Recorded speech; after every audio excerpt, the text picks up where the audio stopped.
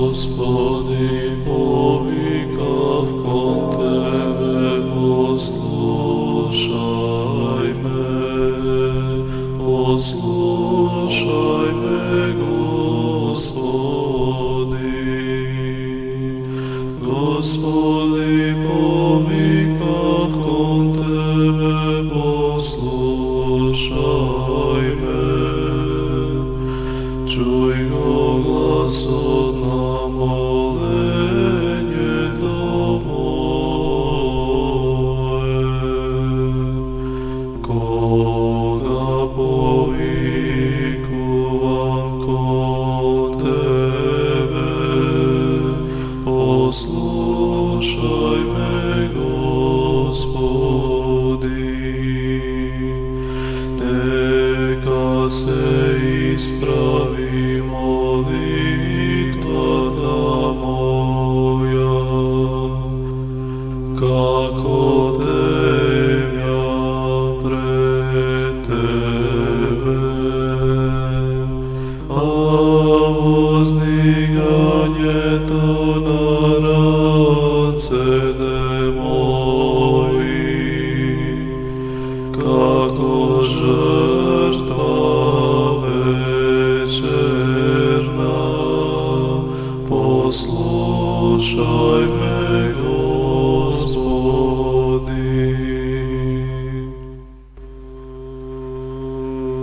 Богородица. Денес, на 27 ноември, според новиот стил, или на 14 ноември според стариот стил, Светата православна Македонска црква си спомнува и празнува за светиот апостол Филип, за светиот Григорий Палама, архиепископ Солунски, и за светиот Јустинијан, царот Византиски. Светиот апостол Филип роден е во Вицаида, крај Галилејското езеро, како Петар и Андреј. Од малечок, научен на Светото писмо, Филип веднаш одговорил на повикот на Господа Исуса и тргнал по него. По слегувањето на Светиот Дух, Филип ревностно го проповедал Евангелието по многу страни на Азија и по Грција. Во Грција евреите сакале да го убијат, но Господ го спасил со своите моќни чуда. Така еврејскиот архиереј, кој се нафрлил на Филипа да го тепа, одеднаш ослепел и сиот поцрнал. И настанал голем земјотрес и земјата се отворила и ги проголтала Филиповите гонители, и многу чуда се случиле. Посебно имало исцелување на болни, заради кои многу незнабожци поверувале во Христа. Во фригискиот град Јерапол, свети Филип се нашол на заедничка евангелска работа со светиот Јован Богослов, со својата сестра Маријамна и со апостолот Вартоломеј. Овде имало некаква голема змија.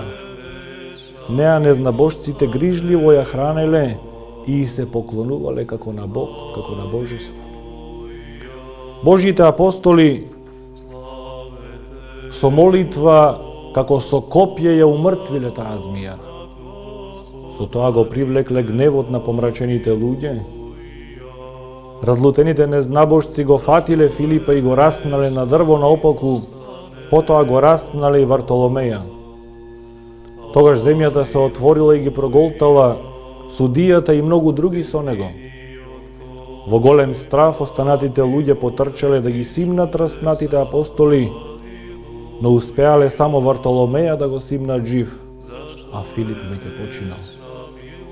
Вартоломеј на крстените за епископ им го поставил Стахи, кого пред тоа тој и Филип го исцелиле од слепило и го крстиле. Стахи бил 40 години слеп. Моштите пак на светиот Филип подоцна се пренесени во Рим. Овој прекрасен апостол пострадал во 86-та година во времето на царот Домитијан. Исто рековме, си спомнуваме и за светиот Григорий Палама, архиепископ Солунски. Татко му на Григорий бил познат чиновник на дворецот на царот Андроник II Палеолог надарениот Григорий, кога ги завршил световните науки, не сакал да појде на дворска служба, туку се оддалечил на Света гора и таму се замонашил.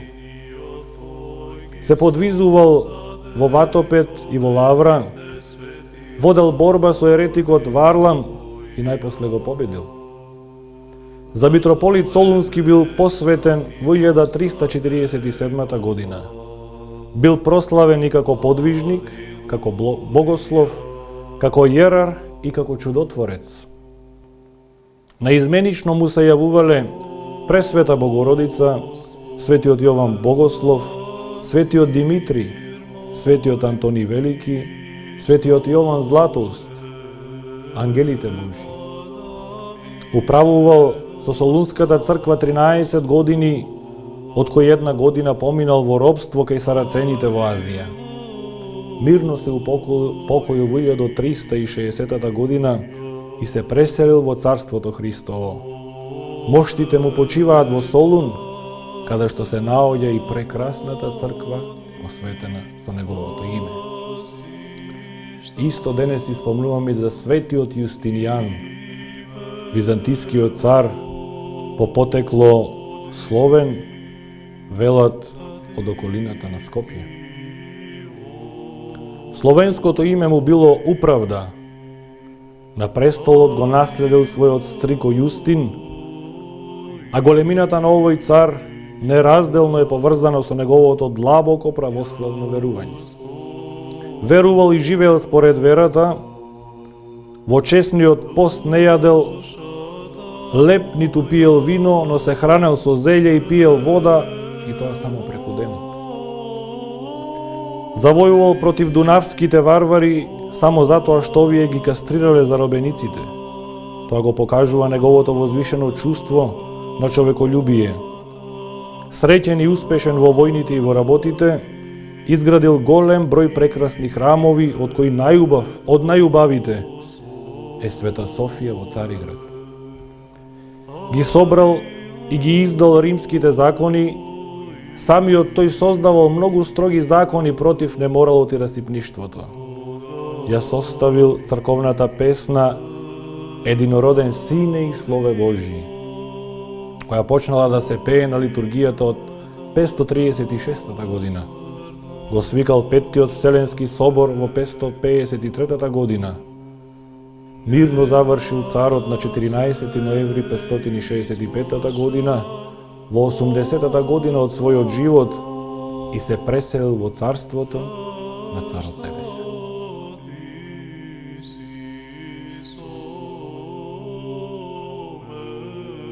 Те прославувам, Оче Господи на небото и на земјата, зашто си го сокрил ово од мудрите и умните, а си им го открил на малечките. Да, Оче, зашто таква беше волјата Твоја. Ете, тоа е судот над човечката мудрост и разумност, и тој на очиглед пред сите се исполнува. Откровението ни стои пред нашите очи во божествените писма, и оние што мудруваат ги читаат, ама не ги разбираат. И навистина е за чудење. Се е така просто и запишано, а нив им изгледа се некако поинаку од тоа што е напишано. Со еден збор, тоа е слепило. Простодушните гледаат и разбираат, а за оние што мудруваат, откровението е скриено. Замислете, откриеното да биде скриено. Но, така било промислено по Божјата волја, за да не може да види телесното око, дури не види простодушното око на верата. Може ли да се нарече мудар и умен оној што нема вера? Може ли човечката мудрост да биде над божествената? Може ли созданието да го објасни својот создател? Може ли несовршеното да го објасни совршениот? Може ли слугата да биде поголем од Господарот? Може ли мудроста и умот на созданието да бидат поголеми од мудроста и промислата на Создателот? Ако можевме да разбереме се сами, Бог нема да ни даваше откровение во божествените писма. Ако беше доволен несовршениот ум и мудрост на човекот за да се обожи, тогаш Бог нема да имаше потреба да се вочовечи. И се е тоа толку едноставно и просто за разбирање ако имаш вера во Бога. Вера која е клуч за разбирање на откриените божествени спасителни вистини за полза и спасение на човекот. Но ако сакаш да бидеш неверен и човечки да мудруваш, тоа е твој избор. Остани премудар и разумен за себе, ама суштински многу работи ќе ти бидат неразбирливи. Ќе се раководиш од некои призраци во темнината на човечкото мудрување, наликувајќи на некој кој не може да го најде правиот пат, кој е патник во темнина и густа магла. Запази не, Боже Господи, од таква страшна состојба и сочувај не од такви искушенија и зачувај не пред се од човечки мудрувања. Телесната смрт е граница на човековиот телесен живот. А која е причината за телесната смрт? Кога немало грев во светот, немало ниту смрт. Изгледа дека немало ниту потреба да се мисли на смртта. Но Бог му заповедал на невиниот првенец да мисли на смртта. Штом го вовел во рајот, му рекол: од секое дрво во градината можеш да јадеш, освен од дрвото за познавање на доброто и злото, од него не јади. Зашто во оној ден, кога ќе вкусиш од него, ќе умреш. Зошто и за најневиниот и безсмртниот била потребна напомена за смртта? Зашто и оној кој немал ниту ронка на помисла од грев во својата душа бил должен да ја има во предвид заканата на гнилежното. Тоа е затоа што човекот во својата природа има потреба и може и треба да има потреба за страв. Затоа што стравот од смртта може да има свое дејство. Онаму каде што нема успех љубовта и ветувањето на животот. Добро би било ако човекот би можел да го слуша својот Господ, поттикнуван на тоа со љубовта, ако би можел секогаш слободно и лесно да ги исполнува заповедите на својот Бог. Но слободата во себе содржи можност на колебање и паѓање. Затоа слободата има потреба од посилна подкрепа која би можела да ги запре колебањата и да ја спречи склоноста кон злото. А таква подкрепа е токму стравот од смртта. Но пред да проговориме за стравот од смртта, потребно е да кажеме што е смртта. Светото писмо ни дава точна дефиниција на смртта со зборовите: и ќе се врати правот во земјата како што си бил, а духот ќе се врати кај Бога кој го дал. Значи, смртта е одделување на душата од телото. Кога душата ќе се оддели од телото, тогаш ние, човекот, го нарекуваме умрен. Самото тело без душа не го прави човекот потполн. Тоа е леш, а не човек. Исто така и душа без тело е дух, а не човек. Човечкото тело само по себе без душа е мртво. Без неа тоа е подложно на распаѓање, на гниење. На тој начин се лишува од живот и од делување. Свети Јован Златоуст вака зборува за смртта на телото. Телото наше е слично на земјениот сад. Како што земјениот сад во огинот зацврстува, така и нашето тело се зацврстува со топлината на душата.